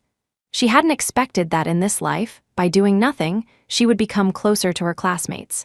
Sometimes, Claire couldn't help but think that perhaps Ethan had blocked every path in her life except for the one of love. Her mother, her friends in the end, she had only been left with Ethan, and then he had stopped loving her. It was no wonder she had become depressed. Chapter 18, Claire received another message from Ethan. His illness seemed to have completely healed. He said he would wait for her at the school gate after class. Claire neither agreed nor refused, simply leaving the message unanswered. The crowd of students leaving school wasn't large. It was mostly seniors. She scanned the area but didn't see Ethan, so she didn't think much of it and started walking home. The Sterling home was about 2 bus stops away from the school. In the morning, Claire would take the bus to save time, but school let out late for seniors, and she usually couldn't catch the last bus, so she walked. As she passed a dark alley, Claire stopped. She thought she heard a sound. Claire didn't act rashly. She took out her phone and dialed 911. Hello, I think there's a group fight near Northridge High. Yes, in the alley, I haven't gone in yet. Can you send a patrol car? The number is forwarded. Okay, the operator told her to stay on the line. Claire covered the speaker and slowly walked into the alley. Sure enough, in the alley where the street lamp was broken, 5 or 6 large boys were surrounding another, about to bring a steel pipe down on him. Don't move, Claire shouted. I've called the police. The group's movements clearly faltered, but Claire frowned. The local hooligans were usually afraid of the police. Why weren't they moving? Is that her? Damn it, this little chick walked right into our trap. Claire. The boy's voice was extremely weak. Run, Claire's eyes widened in shock. Ethan? It was indeed Ethan, lying on the ground, beaten and spitting blood. Now Claire couldn't run even if she wanted to. She stared coldly at the masked figures closing in on her in the darkness. Vince Miller, she said, accurately identifying him. It's you, isn't it? The figure flinched, then sneered. So what if it is? Claire, you came at the perfect time. It's all your fault I got expelled. Do you even know who Ethan Hawthorne is? Unexpectedly, Claire didn't flinch or retreat.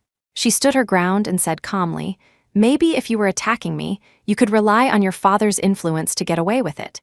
But you're attacking Ethan Hawthorne. I assume you don't know who his great-uncle is, do you? Claire mentioned a well-known name. Vince's eyes widened in an instant, his mouth trembling slightly. If what Claire was saying was true, he was really done for. Damn it, are you really chickening out? One of his friends spat. This little bitch is lying. Let's get her. Claire took a step back as the sound of police sirens grew closer. The police officer on the other end of the line held his breath and whispered, Is what you said true? I have no reason to lie to you, Claire said into the phone as Vince's face turned ashen. Did you record all of that? You can play it for Senator Hawthorne. Broken ribs, a mild concussion, and soft tissue contusions. Ethan lay in the hospital bed, his face as white as the sheets, his breathing shallow. His parents were on their way back from abroad, but his great-uncle, the senator, was already in the room. He looked at Claire, who was still in her school uniform, standing guard by the bed, his expression complex. That group was after you, the man said, his authoritative presence filling the room. Ethan must have been passing by and overheard their plan. The police found what they were carrying. Chloroform, some questionable aphrodisiacs, condoms. His intention was to frighten Claire, but she just glanced at the items, unsurprised. He wasn't passing by, Claire said, looking up at him, her tone respectful but firm. He came to find me.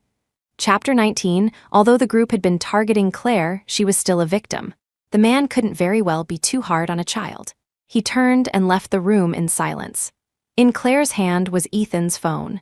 She had long had a suspicion, but she hadn't dared to confirm it. Taking a deep breath, she unlocked his phone using her own birthday as the password. She went straight to his messages. Most of them were messages Ethan had sent her, which she hadn't bothered to read these past few days. She backed out and looked at the next conversation. "You can't be near her," the other person said. "You'll get her killed." And Ethan's reply was, "I will love her and protect her for the rest of my life." Claire took a deep breath, her suspicion confirmed. She had long been suspicious of Ethan's strange behavior and his hesitant words. If she, in the future, could receive messages from the 18-year-old Ethan, then why couldn't the 28-year-old Ethan communicate with his 18-year-old self? She scrolled to the very first message from the other person. "Stay away from Claire, Ethan. The future you will cheat on her, fall in love with someone else, and drive her to her death. All your promises are a joke. You don't deserve her." This surprised her. She could never have imagined the 28-year-old Ethan saying such things. It must have been after she had jumped from the building. And Ethan's reply was, "I don't know what kind of psycho you are, but stop harassing me. I love her. I would never betray her." The 18-year-old Ethan was so certain he could give Claire a perfect future, just as the 17-year-old Claire had been. But fate was unpredictable. What followed was a series of exchanges where his future self provided proof to his present self. Ethan had already guessed, from Claire's sudden change in attitude, that she was the Claire from the future. He gradually came to believe the other person's words, but he couldn't believe he would do such terrible things to Claire. That final message from the future Claire, however, made him understand everything. He believed it, but he refused to give up. An 18-year-old boy possessed the purest, most passionate love in the world. If his beloved asked for his heart, he would tear it out without hesitation. He believed in the future, in all the mysterious and inexplicable things, but he couldn't believe he would betray the person he loved. Wasn't there a way to fight it? Why did they have to break up? Ethan had probably cried, agonized, and thought long and hard, but he still couldn't find a solution. His future self told him, "You will stop loving her, then you will lose her, and only in death will you realize your heart is still tied to her, but she will never come back." No matter how hard the present Ethan tried, it was all in vain. His future change of heart and his disappointment of Claire were already set in stone. Even if he tore out his own heart now to prove his love was real, it wouldn't change the fact that he would betray her in the future. Sometimes, some things cannot be changed by one person's will. Claire, who had returned from the future, knew this. The Ethan who had experienced everything in the future knew this. Only the present Ethan refused to believe it, refused to accept it. Chapter 20. The white ceiling and the strong smell of disinfectant told Ethan he was in a hospital. He tried to move, but found he had little strength. He closed his eyes again, gradually recalling what had happened just before he passed out. Was that Claire's voice? He didn't have time to think. He forced himself to sit up, but a cool palm gently pushed his forehead back down. "Don't move," Claire said. "Your ribs have just been set. Do you want to break them again?" Ethan turned his head sharply. He saw her holding a textbook in one hand, her gaze clear and cool as she stood beside him. "Claire," Ethan's voice was so hoarse it was barely audible. "As long as you're okay." "Of course I'm okay," Claire said mercilessly. "I'm not like some reckless high school student who gets angry and charges into a fight outnumbered. You had so many ways to avoid the risk. Why did you choose the stupidest one?" Ethan let her talk, not feeling embarrassed at all. In fact, he was secretly pleased. He was about to smile, but the movement pulled at his cracked lips, causing a sharp pain. "I heard them saying horrible things," he said, looking at her seriously. "I just couldn't stand it." Claire's heart trembled slightly and she avoided his gaze. The 18-year-old Ethan, she sighed inwardly. Never mind his effect on the 17-year-old Claire. Even her future self, 10 years on, felt a soft spot in her heart stir at that look. A look of sincere, fearless, and unwavering love. This made her feel even more sad and pitiful. What kind of erosion by time could extinguish a young man's love like a dying bonfire? Leela's appearance was just the final rain that soaked the wood. Even without her, someone else would have appeared to divert his attention. Her heart soured slightly. She avoided Ethan's probing gaze and lowered her eyes. "You know everything, don't you?" "Know what?" Ethan asked instinctively, then understood, his face turning pale. "Claire, that I'm from the future," Claire said, raising her eyes again and taking a deep breath to look at him. "That we didn't part on good terms." To say they hadn't parted on good terms was too polite. The ending had been mutually destructive. But Claire couldn't bear to be so cruel to him, watching as the light in the boy's bright eyes dimmed. "I know." After a long pause, Ethan said in a hoarse voice.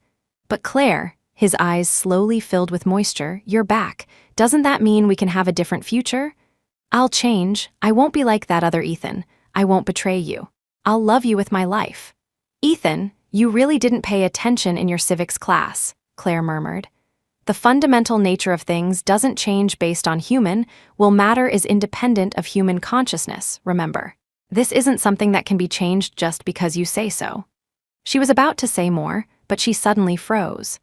The boy's eyes were completely red, and large tears rolled down his cheeks, gathering at his still slender chin into a large, glistening drop. It hung there, ready to fall. In that instant, for the first time in a long time, Claire felt a pain in her heart. "Chapter 21, My grades are terrible," Ethan said, "so I don't understand what you're talking about." He tried to articulate each word clearly, but his thick nasal tone and uncontrollable sobs made his speech choppy.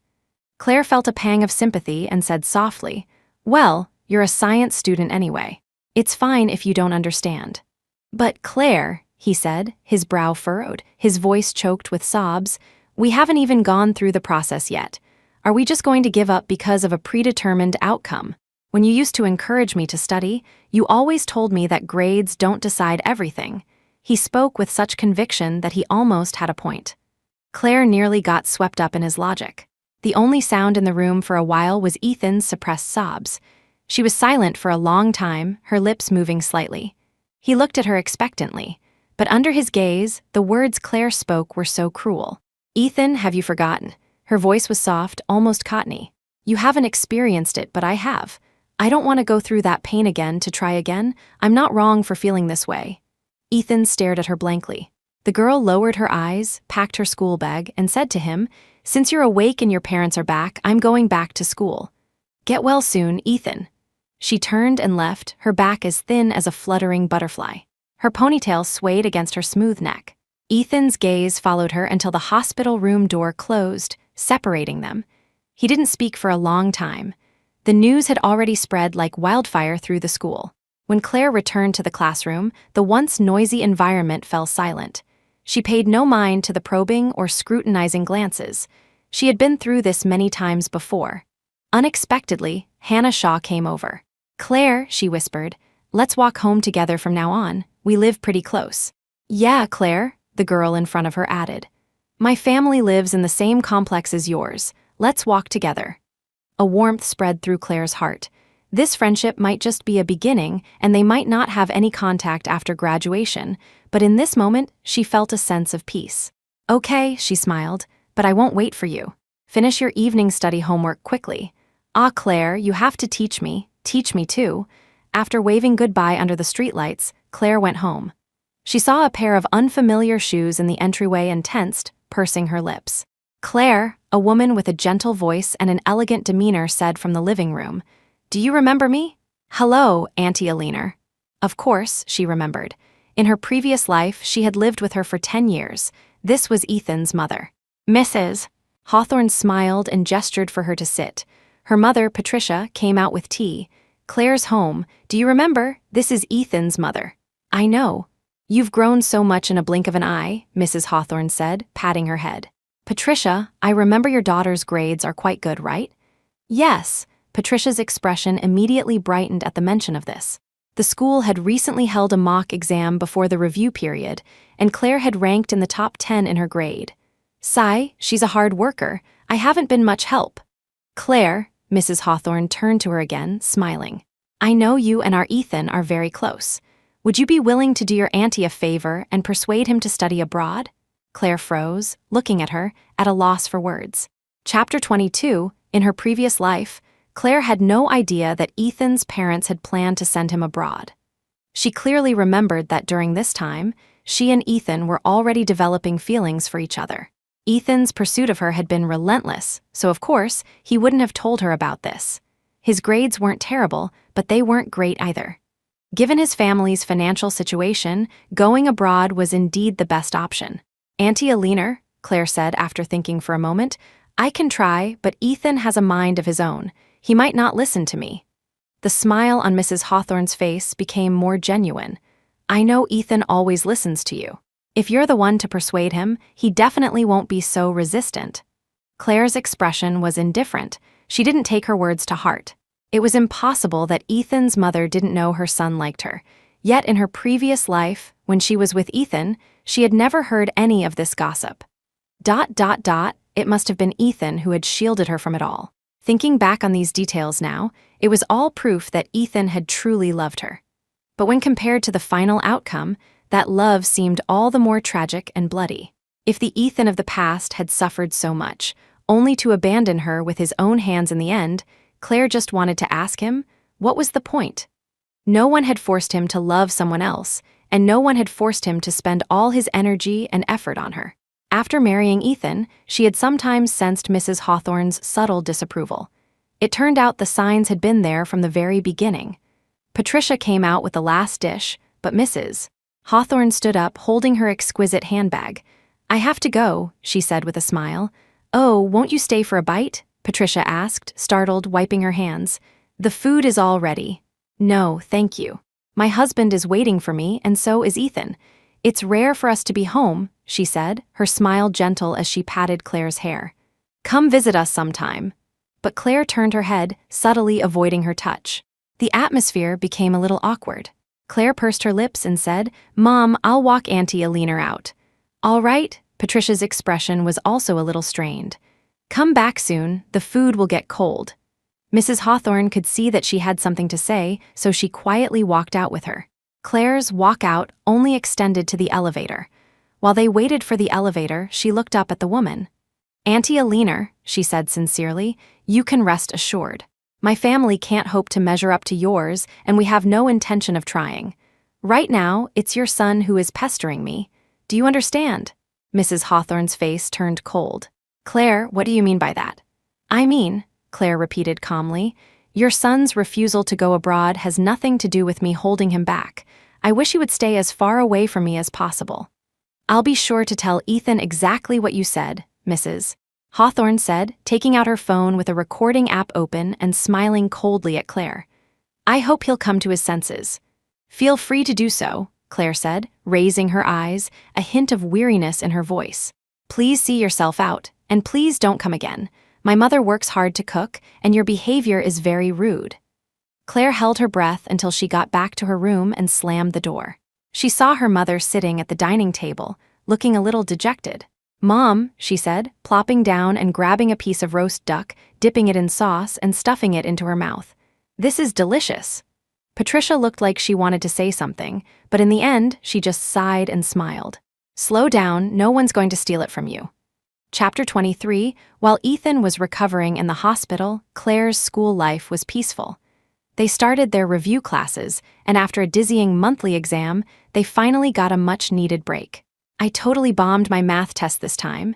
Me too, I only wrote solution for the last big problem. Claire, someone leaned over, looking pitiful, let's compare answers. No way, Claire laughed. It's a holiday, why are you still thinking about that? Go home. The sky suddenly opened up and it started to rain. The scent of early autumn was in the air. She saw her mom walking towards her with an umbrella from a distance. Not caring about getting wet, she ran over. Mom, hey, Patricia smiled and hugged her tightly, then pulled back to pat her head. My baby worked so hard. How about we go out for a big meal today? Okay, the 27-year-old Claire cherished her time with her mother, and their relationship grew closer. In the car, her phone rang. Claire glanced at her mom and decided to answer. Claire, Ethan's voice was hoarse. I want to see you. I'm on my way to dinner with my mom, Claire said. Is something wrong? No, Ethan said. But I really want to see you. I'll wait for you to come back. Don't wait in the rain, Claire sighed. We'll be back in about an hour. You should find a place to have dinner.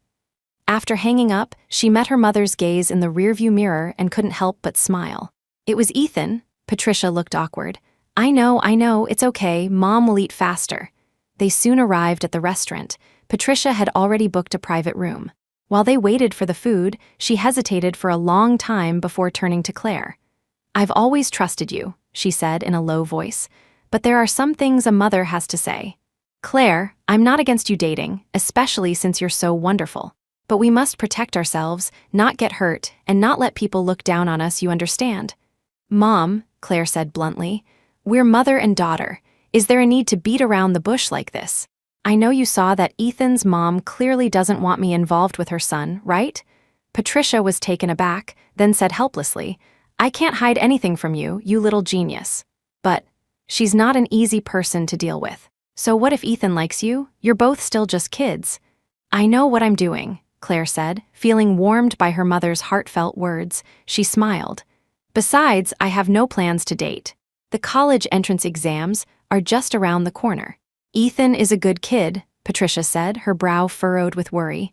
I like him a lot too, but ultimately, it's my fault. What are you talking about?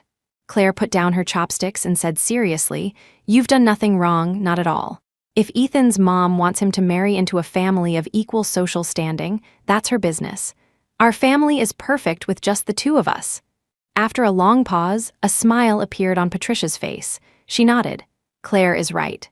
Chapter 24, when Claire got home, the rain hadn't stopped. Ethan had been obedient. He had stood in the stairwell for the whole hour. The bandages on his chest were still there, but the bruises on his face had faded. He looked a little dejected. Claire. It was that pleading look again. Patricia tactfully went upstairs. After she left, the only sounds in the stairwell were their audible breaths. The motion sensor light had gone out, and Ethan's profile was illuminated by the streetlight outside, looking incredibly downcast. What's wrong? Claire asked, looking at him. Did the future you say something to you again? Ethan frowned slightly. Yeah, Claire asked to see, and although Ethan was reluctant, he handed over his phone. The conversation with his future self was getting shorter, with the other person simply urging him to stay away from her. You're really going to get her killed. Why walk into that ending? Why indeed? Thank goodness the 28-year-old Ethan hadn't completely rotted away. At least he still cared about Claire's life. The current Ethan's persistence was just the stubbornness of someone who hadn't seen the consequences yet. Claire handed the phone back to him, her voice soft, as if afraid of disturbing something. Did your auntie play that recording for you? She asked, looking at his face. As expected, he looked heartbroken. Those were my true feelings. Claire, Ethan said hoarsely, I know you've been through a lot, suffered a lot, but what? Claire interrupted him. Ethan, the last few years of my life can't be summed up as just suffering. You want to know. Fine, I'll tell you. Claire's eyes started to turn red. My mom passed away during our junior year of college. At that time, to accommodate your less than stellar grades, I went to a university far away. I didn't even get to see her one last time. The girl you fell in love with, she's smart, she's excellent, she's a lot like me, she said, looking up at him. But she's not like me. She's not tortured by depression, she doesn't need to take medication every day, she has a bright future ahead of her. She's young. The old you loved me very, very much, just like you're acting now. But in the end, we still had such a humiliating downfall. Take my advice, Claire said calmly. The road ahead is wide for both of us. Your spoken English is great. You'll have no problem going abroad. My grades are excellent. Getting into a top-tier university in the city is a given, and with a bit more effort, I might even get into the Ivy League. Why do we have to be entangled? It's a rocky, bumpy road with almost no way out. Her words were sincere, her tone calm. Ethan's lips trembled, and in the end, he just looked at her with red-rimmed eyes. Are you really willing to let me go? Just a few months ago, Claire had clearly been moved by his advances. They had watched brilliant fireworks together, seen cheesy romance movies, and gone to the most sacred temple to pray that they could get into their desired schools, but overnight, the autumn wind had turned as sharp as a winter knife, and their relationship had been cleanly severed. It was as if a cliff had opened up before him, and he was standing on a landslide, unable to control his own body. I am, Claire said softly. Ethan, I'm not a child anymore. Chapter 25, the news that Ethan Hawthorne was withdrawing from school caused a huge stir among the seniors. A good number of students even came to Claire to ask for information. She found it annoying, so she would go to the teacher's office as soon as class was over. This time, before she even reached the door, she heard Ethan's homeroom teacher sipping tea and saying to Mrs. Hawthorne, "Are you sure?" "I'm sure," Mrs. Hawthorne said, as elegant as ever. "Our Ethan is better suited for the educational style abroad. If he goes now to study for a year in a preparatory program, it will be perfect for university." "Excuse me." Claire walked in without looking at them, knocked on the door, and the physics teacher waved her in. The moment Mrs. Hawthorne saw her, her expression soured again. She smiled and didn't continue, instead turning to ask Claire gently, "Claire, you're here too." "Teacher, I've watched this child grow up too," she said, her face unchanging, her smile radiant. "I wonder how she did on the monthly exam? 3rd in the entire grade, very good," the homeroom teacher said with a smile. "She just needs to work on her essays a bit more." "Thank you, teacher." Claire had come here to hide from people, but she hadn't expected to run into an unwelcome guest in the office. She had no choice but to turn and leave, ignoring the persistent gaze on her back. It made the back of her neck burn. Her phone buzzed with a notification. Claire took it out and saw it was another text from Ethan. "Wait for me for 5 years, Claire. I'll prove that I still love you in 5 years. Then let's make it 10, Claire said dryly. "After all, I killed myself when I was 27. This light jab effectively silenced Ethan. Claire put her phone back in her pocket and pulled out the worksheet for the next class. Although she had already found out her ranking in the office, when the teacher came to the classroom to announce the results, everyone was still shocked by Claire's score. Wow, that's an Ivy League score now. Were Claire's grades this good before? She listens to English recordings during breaks. What do you think? People are allowed to work hard, you know? It's not like she's studying in secret. I've even asked her for help with problems." Amid the envious and jealous gazes, Claire remained unshaken. She knew that the people who disliked her wouldn't disappear, but the friendly ones wouldn't decrease either. Perhaps Ethan was really some kind of curse in her life. After school, she told her mother the results as usual. In the midst of her joy, she noticed her mother frown in discomfort and hold her head. "What's wrong?" Claire's heart tightened, and she quickly supported her. "Where does it hurt?" "I'm a little dizzy," Patricia said helplessly. "I've been working a lot of overtime lately, and I haven't been sleeping well." Claire's heart sank. In her previous life, her mother had died of a cerebral hemorrhage. She couldn't help but see this as a warning. She felt a pang of regret. If it weren't for studying so hard and Ethan's interference, she should have taken her mother for a checkup long ago. Without hesitation, she called her homeroom teacher to ask for a day off, then booked a hospital appointment. "I'm taking you to the hospital tomorrow," she told her mother. "You should go to class, Claire. I can go by myself." "No," Claire said firmly. "If it wasn't so late now, I would take you today. Go rest now, I'll do the dishes." Patricia's heart warmed, and she squeezed her daughter's thin but strong shoulder. "Okay." Chapter 26, Patricia Sterling right. "Go get a CT scan of your head," the doctor said after listening to the symptoms. He wrote them a slip. "Young lady, you can wait outside for your mom." "Okay, thank you, doctor." Claire was sitting on a chair watching an online course when a familiar voice sounded behind her. "Claire," then came the sound of hurried footsteps. "What's wrong with you?" Ethan asked anxiously, gripping her shoulders. "Are you not feeling well?" "No," Claire said, gently shrugging him off. "Are you here to get your chest brace removed?" Ethan let out a sigh of relief, then tensed up again. "Oh, is Auntie Pat sick? My mom is a little dizzy." Over Ethan's shoulder, Claire saw the displeased face of Mrs. Hawthorne. She took a step back and tilted her chin up. "It looks like your mother is waiting for you." "Hello, Claire," Mrs. Hawthorne said with a smile. "What's wrong with Patricia? It's nothing serious." Claire had no intention of talking to her further, but Mrs. Hawthorne said, "If you need any help, just give me a call." "Yeah," Ethan said with concern. "It's not easy for your mom to make money. If she gets sick and the expenses are high, ask my mom. Don't try to handle it all yourself, okay?" "I know." Ethan left, looking back every 3 steps. Just as he was about to go downstairs, he heard Claire running up to him. "When are you leaving?" she asked. The light that had just appeared in his eyes dimmed again. He forced a smile. Probably next weekend. Claire, will you come? There's no break next weekend, Claire said. Have a safe trip. Mrs. Hawthorne watched her disappointing son, her back teeth clenched tight. She didn't look any better when she got in the car, and she sneered, "It looks like she's completely bewitched you. Do you see her liking you at all?" "Mom," Ethan said dejectedly, "don't say that. If something really happens to Auntie Pat, I hope you'll help her," he said, remembering Claire's red-rimmed eyes that night. He said seriously, "I've already agreed to go abroad.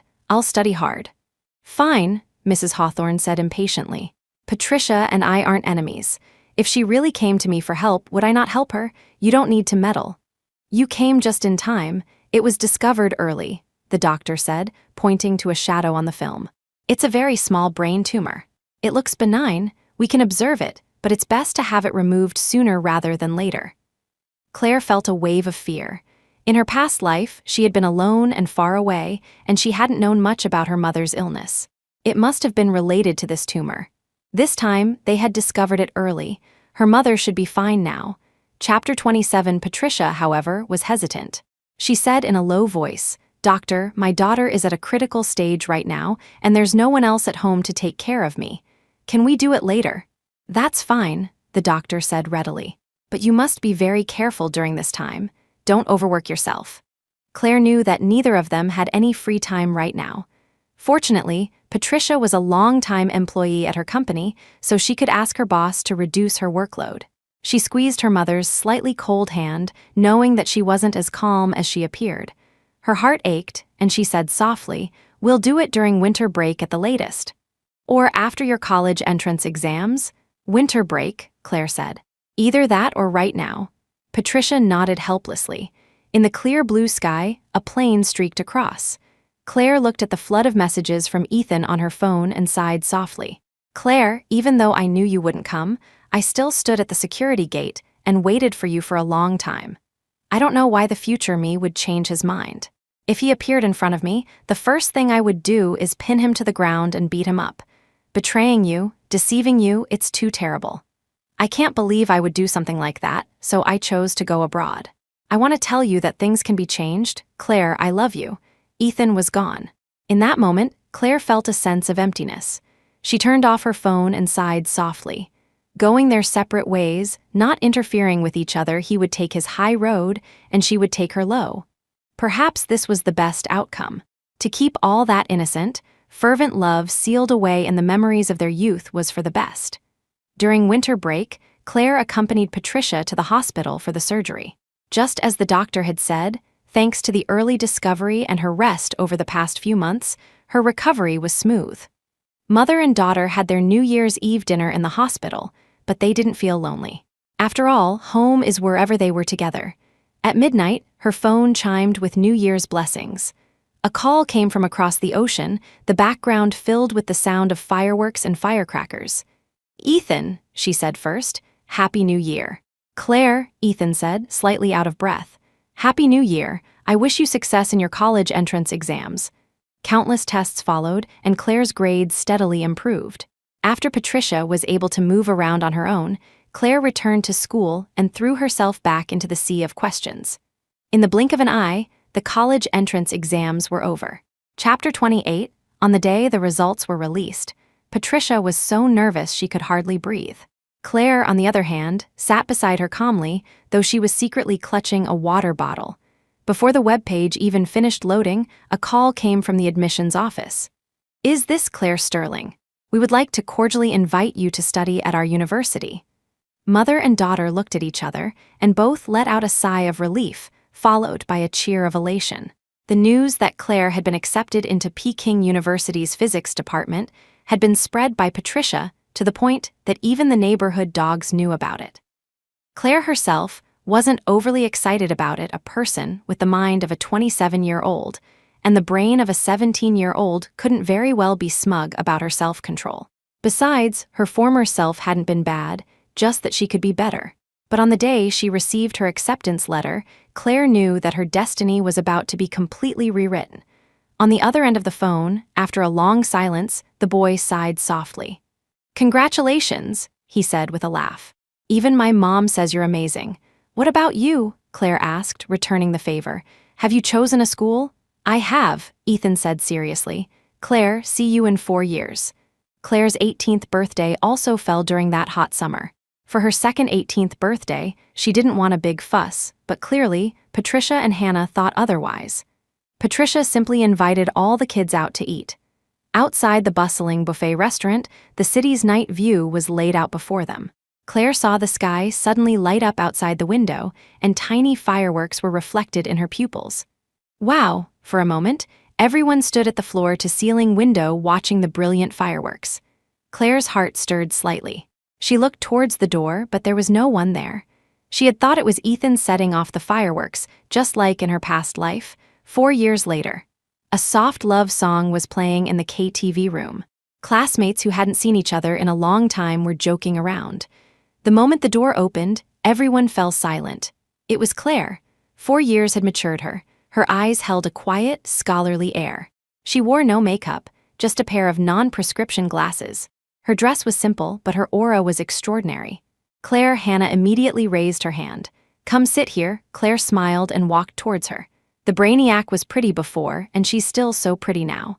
I thought studying was supposed to make you ugly. Don't make excuses for not wanting to study hard. The light-hearted teasing was free of any malice, a far cry from the rumors of the past. Claire sat down next to Hannah, a smile always playing on her lips. I really didn't expect you to come, Hannah said emotionally. You're still in school, right? I'm in graduate school, Claire said. This is the last chance to party. Chapter 29, Hannah laughed out loud. 4 years had changed her a lot too. The once timid girl now wore bright makeup and was beautiful and confident. The group chatted for a while, and inevitably, someone brought up the past. A girl from the corner suddenly stood up and walked over to her. Claire, the girl said, I'm sorry. Another silence fell. Claire frowned, taking a moment to remember the girl's name was Susie Hughes, the one she had confronted in class back then. The girl stammered for a long time, her face turning red with embarrassment. I was young and stupid back then. I offended you. I'm sorry. I don't accept, Claire said with a humph, but I've already forgotten about it. We're still classmates. But not friends. Not all apologies can earn forgiveness. Susie, however, seemed to relax and return to her seat. The atmosphere in the room heated up again. While the class president and the academic representative were singing a duet, the door was quietly pushed open again. The man was dressed in casual clothes, tall and long-legged, with a straight back. 5 years abroad had tanned his skin, making his features look even more defined. Hannah gently nudged Claire, who was eating from the fruit platter. When their eyes met, Claire froze. Go on out, Hannah whispered. If anyone asks, just say you went to the restroom. Claire nodded. Outside the private room, it was quiet, with only the occasional sound of terrible singing coming from other rooms, but it couldn't break the barrier of silence between them. After a long pause, Claire finally smiled. When did you get back? Yesterday, Ethan said. After I got over the jet lag, I heard you guys were having a class reunion. Claire nodded in understanding. While she was observing Ethan, he was observing her. They hadn't seen each other in 5 years, with only occasional, rare phone calls. Claire suddenly said, The fireworks on my birthday every year, that was you, wasn't it? Yes, Ethan smiled, admitting it freely. Was it because the other me did the same thing for you? Yeah, Claire said. So I guessed it was you the first time. Why didn't you come in? I was afraid of making you uncomfortable, Ethan said nonchalantly. You don't like being teased, do you? So he hadn't rashly entered the room tonight. Sometimes, Claire found reminiscing to be an awkward affair. Like now, they stood opposite each other in the narrow KTV hallway, their gazes involuntarily dodging each other. Claire touched her chest. Her heart was beating steadily. It seemed she had become desensitized. She took out her phone and sent a message to Hannah, telling her she might be leaving for a bit. The two of them found a quiet place to talk. How have you been these past few years? The moment the words were out, Ethan couldn't help but smile wryly. Such a cliché opening. I think so too, Claire said, not holding back. But I've been great. What about you? Me too. Chapter 30, it was clear from their demeanor that they had both thrived in their separate lives. Claire had spent the last 4 years immersed in her studies and was set to continue her academic journey. Ethan, on the other hand, had followed his parents' wishes and attended business school. Patricia was well, Hannah was well, and even Susie was well. No one was hurt, no one had left, and there were no regrets, at least not for Claire. The silence this time wasn't awkward. They quietly examined their own hearts. Finally, Ethan smiled helplessly. "Claire, you were right. No one is indispensable, and no one dies without someone else," he said in a low voice. "I wasn't used to it when I first got there. I wanted to come back so badly that I flew back 4 times in the first year." "But you're different. You were doing great," Ethan said, meeting her eyes. "You were thriving in such a great school. I have to admit something I was holding you back." Claire listened quietly, not saying much. "But I still like you." After a long pause, Ethan said, "I still miss you, so much that I can't sleep at night. Every phone call I made to you was the result of countless nights of building up courage, but gradually I got used to it. I can treat this longing as a kind of instinct. Just thinking about you won't kill me." Hearing this, a faint smile appeared on Claire's face. She said to Ethan, "It's not your fault. No one can promise they won't change for the rest of their lives.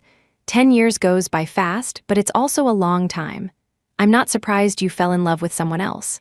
You should understand my perspective now. If you like someone, you can like them quietly," Claire said. "I don't hate you anymore, Ethan, but I won't love you either. You can continue to miss me." In the pouring rain, a tombstone quietly disappeared. Ethan looked at himself in the mirror, feeling that something had subtly changed. He walked out of the bathroom, his mind unable to pinpoint the abnormality.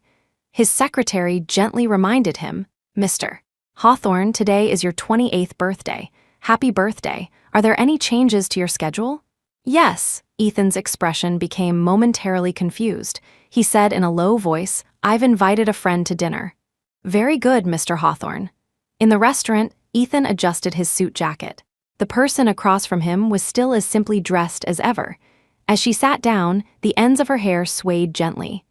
"I squeezed out some time for this," Claire said, her expression neutral. "Half an hour, I have to get back to the university." Okay, Ethan said, raising his hands in a gesture of surrender. "Do you still need funding?" At the mention of this, Claire's expression softened. "Yes. You can coordinate with my senior colleague. I don't have time to discuss it with you." "All right." Outside the window, the rain finally stopped. The people returning home in the night hurried along. Ethan thought to himself, "This is good enough."